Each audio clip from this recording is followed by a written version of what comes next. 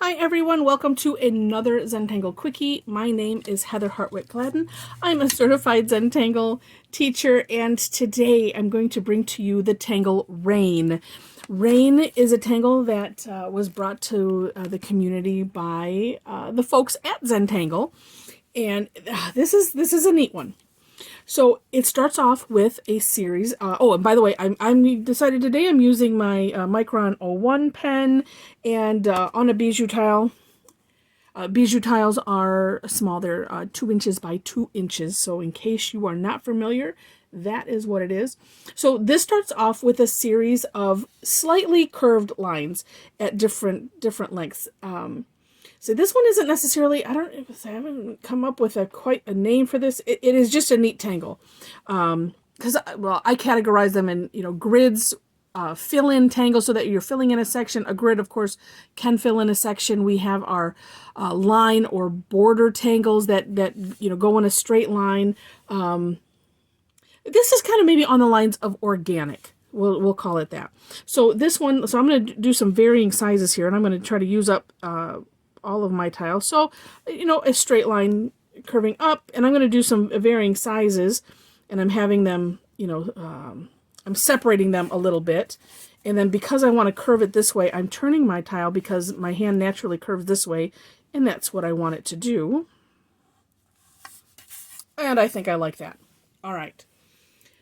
So that's how we start off. The next step is we're going to do some zigzagging across each of these spikes. And I'm going to start, and I got a little bit narrow down here, so that will be interesting. So I'm going to start this way. And so starting from the top, and I'm zigging, and then I'm zagging, and kind of going at angles, so creating, triangles going down. Now, as I said, this down here is going to be a little bit interesting. Oh, there we fit it. So, and then what I like to do with the zigzag is I try to avoid collisions, of course.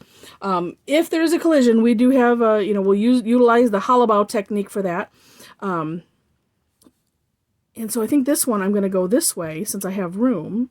And that way I'm also leaving room for the next one. But you can go, they can, kind of go at different angles so that way you can try to fit them in. And then, it ending kind of back at that point where we started. And then maybe, let's see, I do try to alter them a little bit, but then I'm also keeping in mind, well, how do I want to have this last one go? But I think I'm going to do this way.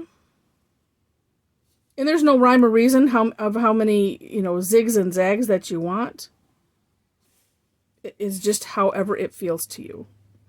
And then here, zig, zag. Like that. Then our next step is we actually end up coloring these in, and I am going to use, let's see, some of these are small. These Micron pens come in a variety of sizes, and I would highly recommend, if you don't have fine liner pens of whatever brand, we use the Micron brand. There are some other brands out there, and with different sizes. So this is an 08. There's also, this comes in a 10 and a 12 now. There's also, just so I can show you, we have these graphic, I think that comes in a 1, 2, and a 3, and I think at Zentangle we just carry the 1. This one, it has a little bit of the brush tip feel, so it's a little looser than this plastic nib. But the idea is, it's nice to have, if you're going to do tangling, it's nice to have a variety of sizes, so that way for coloring in places. Now, some of me thinks, well, why not just do the whole tangle in this?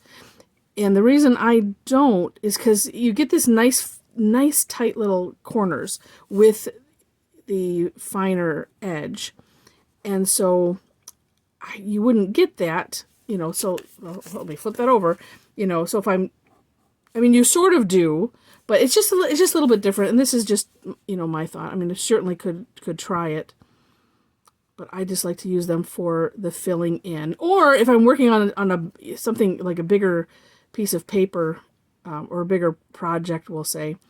I mean, generally my tangling is, you know, on our tiles. They're small, and but occasionally I will use a sketchbook. Now see, down there I'm gonna save those and use my O1 to fill those in. So we're filling these guys in.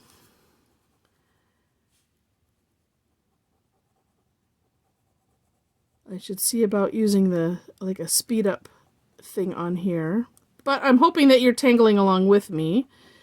And that's also why I use these bijou tiles, so that way we're quick. Hence the name. Now when I'm doing filling in, as I just almost did here, I do like to go around the edge first, so that way, you know, if I go get wild with the pen, then, you know, I'm kind of covered. I have that there. Now, I will also want to share with you, if there was something you didn't like, so maybe one of your lines wasn't, you know, as straight, or, you know, there was a bump underneath your paper or your tile, and, you know, you hit the bump, and so you end up with a little oopsie. When we're doing the fill in, as long as you're going to go bigger than what you need, so like, you know, so like here, oh, that's a little bit crooked. So as I'm doing my coloring in, I can just straighten that right out, and I can go just a little bit bigger, and no one is the wiser. And it's a nice, I call them course corrections, because we don't have any mistakes in Zentangle. And Zentangle being kind of like life, where, you know, life happens, and then we have to deal with it. And so this, similarly with Zentangle, something can go awry, and to me, it's become a fun challenge to find ways to course correct and you make your tangle turn out to be something that you really, really like. All right, I'm going to get these little guys down here. And I want to say this is probably the most time-consuming part of this tangle, but one of the reasons that, the reason that Zentangle exists, the reason that Rick and Maria came up with the idea was to teach meditation through art. So doing some of these repetitive tasks, you know, it's not necessarily about, oh, this takes forever, but, you know, where we can take a minute, focus in on what we're doing, just watching the ink coming from the pen and landing on, you know, in the paper, getting soaked into the paper.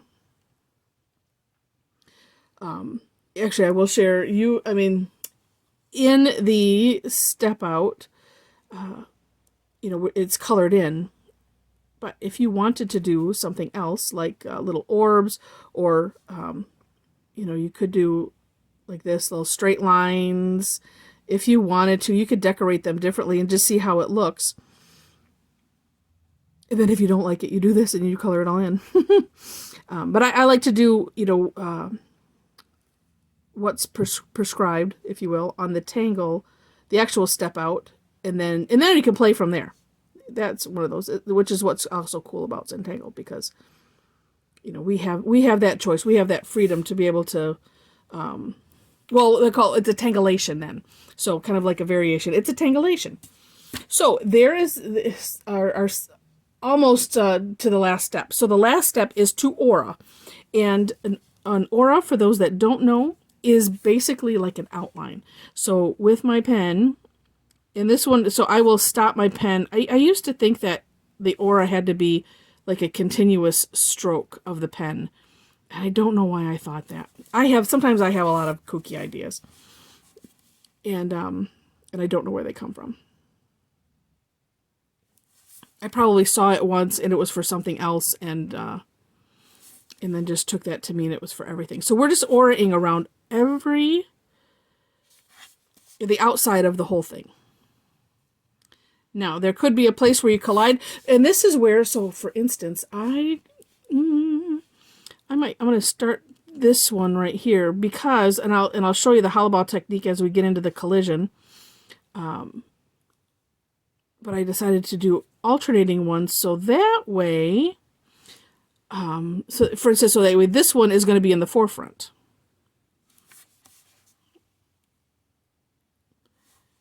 And I'll get this done so that way you know what I mean.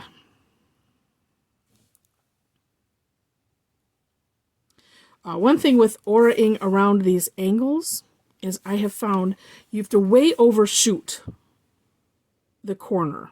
So that way then, because what you want is to have a similar distance. The objective, I know for me, is the goal is to keep, you pick a distance that you want to aura, and then to keep that throughout. And I'm always cutting short these tips. And it's because I think, I think what I end up doing is like, I'm going to the end, like right here, so it's even. It's like, nope, you have to go a little bit further, and then up. And then too, it also helps, so I'm coming from this corner, from the inside, and then working out to that corner, and that helps as well. Ooh, it's going to be tight. Ooh, just made it.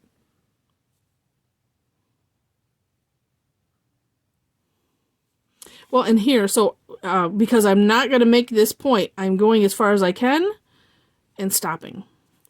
Now, when I do this next one, actually, I'll just start. Actually, let me start from here. I have my little, this is something my brother made for me for Christmas. It's my chop, but it's on a wax seal, and so I keep it here to kind of help me stay in the camera line. So I'm going to do this side here first, so I can show you this hollow bow technique. So again, trying to keep the equal distance and not wanting to collide there. That's close. And this is where going slow certainly helps. So here, I'm going to have to, I'm not going to go over this tip. So I'm going to go under it. And to do that is I'm picking, well, I guess it's very close. I'm still picking up my pen. And then I didn't really get it quite there afterwards. But here, I'm not gonna go over here, so I'm gonna just draw this line. I'm stopping at the other aura. It gets a little dicey here where it's so small. That's why I said, oh my goodness, let's see what happens down here. And you know what? It's all okay. We just end up making it up. And so so this just looks like a separate line. Or it looks like one big thick line there, but that's all right. We can't help that. Let's see. So a hindsight. Don't go so small.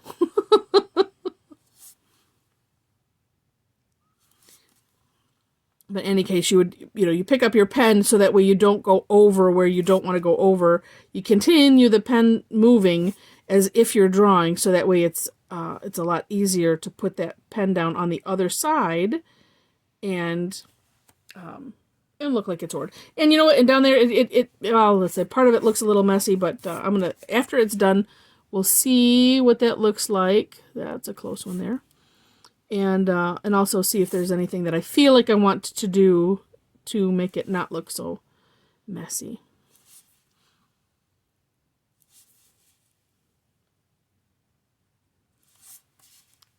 And just finishing this up. And it's just like the aura is so magical. You can use this pretty much anytime. So it's like if you have a tangle that you feel like you don't, it's like, gosh, it just needs something. Try an aura. Oh, and here's a place here. So here I'm going to go, and I'm going to stop at that line, and then I'm going to draw this, this aura out, stopping there. So essentially, like I said, it's going underneath that little section.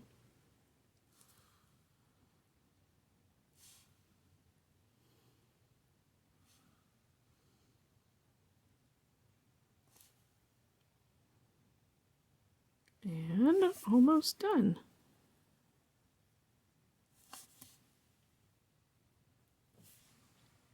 And there we go. And actually, I think down here, I'm just going to shade that little section. It's one of those you don't really see. Once the whole thing is done with most all of the tangles, it's all okay. And then, this one doesn't really show shading per se, but So what's neat is you could add some shading. I'm just going to add some to this, to the side here. Well, let's just start with that side. Sometimes I like to do shading in stages. I added a little bit much, but that's okay. So that, you know, kind of adds a shadow. We're not necessarily concerned with light source and all of that. We're looking to create shadows, to create dimension, to create contrast, and leave it. So I'm going to do all of those. So putting it just on this one side, we'll see how that looks. And sometimes I think, so if you, like me, if you're a non-artist and you're doing this and you know, one of those have no idea, just do things in stages like this. You know, pick one side, put the graphite down, and start light, because you can always add some. Oh, and then you see, oh, how cool is that looking? Because you could do both sides, but I was just picturing, oh, you know, let's just see what the one side looks like, and then go from there. See, and then down here is when we get shading. It's just like, oh, okay, it's just all very darkly shaded down there, so it's all okay. Oh yeah. And we think, you know, if you think of the shading, when you're adding the graphite, you're adding the darkness of it. That kind of pushes that side down, so we can make really neat. So this is kind of creating a shadow. Now I could have done this side on one, this side on the other. It doesn't matter. Sometimes it's nice to be consistent. Look at that in the camera. Oh, that looks neat. You know, again, I could do both sides, and that looks cool as well. Because when as long as we're not going into this aura section, it makes it pop off the page, and so it's just really neat. I'll say this one I could have gone up here as well, but I didn't. But let's do, because it's part of that side. So there's some ideas. You know, you can just have fun with this one. It's just nice and simple, and it's also neat because it's geometric. And I know a lot of times I work better with small straight lines than curved lines sometimes. And so again, it's just a really, really neat tangle to have fun with. So I hope you enjoyed. Feel free to leave comments in the comment section below. In the description will be the instructions, the step outs, as well as ways to connect if you want to. We have a nice Facebook community where we, share our work, talk about stuff, and just have a good time enjoying each other's Zentangle work. So with that, I will wish you happy tangling.